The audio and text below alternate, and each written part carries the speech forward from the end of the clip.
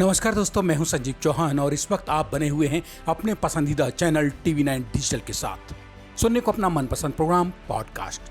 आज कोशिश करता हूं दुनिया के उस क्रूर तानाशाह की जिंदगी में झांकने की जो जीते जी और फिर मरने के कई साल बाद आज भी किसी रहस्य, रोमांच या कहिए किसी बुरी तरह से उलझी हुई एक अनसुलझी गुत्थी से कम नहीं है।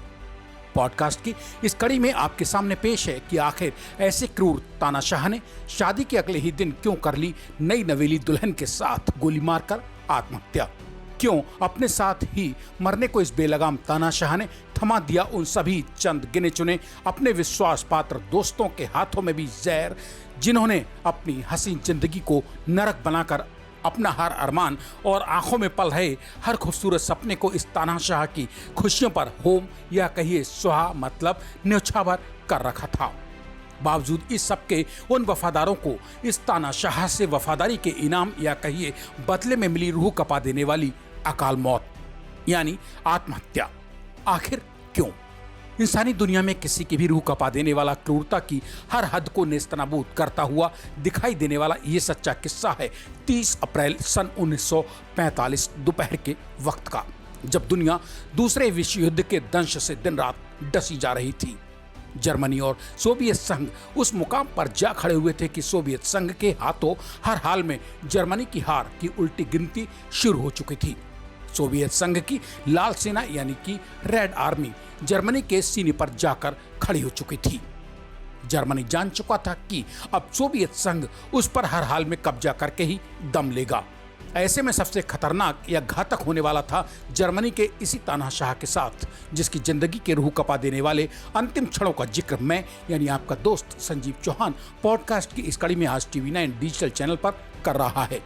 ऐसे में यह क्रूर तानाशाह किसी भी कीमत पर दुश्मन देश यानी सोवियत संघ की सेना के हाथों में जिंदा नहीं पड़ना चाहता था, क्योंकि वो बखूबी जानता था कि सोवियत संघ के पास अगर वो जिंदा पहुंच गया तो सोवियत संघ उसे जर्मनी की सड़कों पर घसीट घसीट कर और तिल तिल कर मारने में नहीं शर्माएगा, क्योंकि इस क्रूर और सनकी तानाशाह ने भी अपनी राजशाही में लाखों बेकसूरों को रूह कपा देने वाली ही मौत हमेशा दी थी। लिहाजा इस तानाशाह ने अचानक बदले हालातों में, वो भी तब जब एक दिन पहले ही उसकी शादी ईवा ब्राउन नाम की उसकी गर्लफ्रेंड के साथ हुई थी, के साथ आत्महत्या करने का इरादा कर लिया ताकि वो दुश्मन देश यानी सोवियत संघ की रेड आर्मी के हाथों जिंदा लग ही ना सके। उसने बंकर में मौजूद अपनी बीवी यानी ईवा ब्राउन और अंतिम समय तक साथ मौजूद चंद विश्वास पात्र साथियों, सुरक्षा कर्मियों के बीच जहर की छोटी छोटी शीशियां बांट दी। ये जहर की शीशियां तब बांटी गईं जब इस तानाशाह ने पहले उस जहर का असर अपने एक अल्सेशियन नस्ल के कुत्ते पर कर लिया था, जो जुबान पर जहर रखते ही चंद सेकंड में तड़फ कर दिल दहला देने वाली मौत का शिकार हो गया।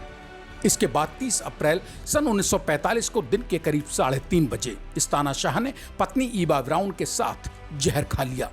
जहर मुंह में रखने के साथ ही उसने अपने पास मौजूद 7.65 मिलीमीटर की नली वाली अपने पास मौजूद अपनी सबसे विश्वास पात्र और लड़ैती मगर बेहद खतरनाक पिस्तौल को दाहिनी कनपट्टी पर रखकर खुद के सिर में गोली मार दिल दहला देने वाली मौत सुला दिया, बजाय सोवियत संघ की रेड आर्मी के हाथों में पकड़कर जिंदा जाने के। गोली की आवाज सुनकर उसका निजी सहायक हाइंस लिंगे जब बंकर में पहुंचा तो उसने अपने मालिक क्रूर तानाशाह और एक दिन पहले ही शादी करने वाली उसकी बीवी ईवा ब्राउन के शवों को 2 कंबलों में लपेटा और उन्हें नाजी पार्टी के 2 सैनिकों की मदद से चांसलर कार्यालय के लॉन में ले जाकर जला दिया। क्रूर तानाशाह हालांकि धर्म से ईसाई था, मगर उसकी अंतिम इच्छा थी कि उसके शव को दफनाने के बजाय जला दिया जाए। लिहाजा उसकी लाश को बीबी की लाश के साथ ही नाजी पार्टी के चांसलर कार्यालय के लॉन में ही पेट्रोल डालकर जला डाला गया। अधजले शवों के बचे हुए हिस्सों को 3 मीटर चौड़ी और भारी भरकम मजबूत दीवारों वाले बंकर के अंदर ही जल्दबाजी में ही एक गड्ढा खोदकर दफना में दिया गया। दरअसल ये सब करने के लिए इस तानाशाह द्वारा अपने निजी सुरक्षाकर्मी हिंज लिंगे को 25 अप्रैल सन 1945 यानी सुसाइड करने से ठीक 5 दिन पहले ही बता समझा दिया गया था, ताकि मौत के बाद इस क्रूर तानाशाह की लाश को देखकर कोई भी उसे अंतिम समय पहचान न सके। रोंगटे खड़ी करने वाली इस कहानी की तह में पहुंचने पर पता चलता है कि इस तानाशाह ने 28 अप्रैल सन 1945 को आधी रात के वक्त अपने साथ मौजूद प्रेमिका ईवा ब्राउन के साथ उसी बंकर में शादी रचाई थी, जिसमें 30 अप्रैल यानी शादी के अगले ही दिन गोली मारकर अपनी क्रूरता की कहानी हमेशा हमेशा के लिए अपनी मौत के साथ ही खत्म कर ली। उस दर्दनाक शादी का गवाह इस क्रूर तानाशाह का प्रचार मंत्री गोएबल्स बना था। वही गोएबल्स जिसने अपने तानाशाह की प्रेमिका से शादी की रजिस्ट्री खुद की मौजूदगी में आत्महत्या से एक दिन पहले ही कराई थी।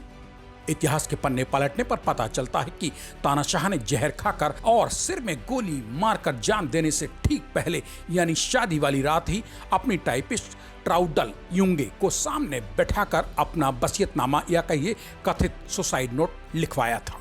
वो बेहद संक्षिप्त वसीयत, यह समझिए कथित सुसाइड नोट था। वसीयत में उस तानाशाह ने लिखवाया था कि मैं अब और जीना नहीं चाहता, मेरे पास जो भी संपत्ति है उसे वो नाजी पार्टी और देश के नाम कर रहा है। जानते हैं दोस्तों कौन था यह क्रूर शासक जिसके रूह कपाते जुल्म सितम का अंत भी उसकी क्रूर मौत के साथ ही हो सका था? ये तानाशाह था हिटलर, राष्ट्रीय समाजवादी जर्मन कामगार पार्टी यानी NSDAP नाजी पार्टी का क्रूर शासक और नेता एडोल्फ हिटलर, जिसकी क्रूर तानाशाही ने सन 1933 से सन 1945 तक जर्मनी की जनता पर अपने हंटर या चाबुक के बलबूते राज किया। तो दोस्तों कैसी लगी हिटलर से क्रूर तानाशाह की जिंदगी में ताक झांक करके बाहर लाई गई उसकी लोमहर्षक अंत और अकाल मौत की रूह कपाती कहानी? TV9 डिजिटल चैनल को सब्सक्राइब करके कमेंट बॉक्स में मन की बात लिखकर बताना ना भूलें। पॉडकास्ट में आज बस इतना ही। कल मेरे यानी अपने दोस्त संजीव चौहान के लौटकर आने का कीजिए इंतजार। तब तक के लिए नमस्कार।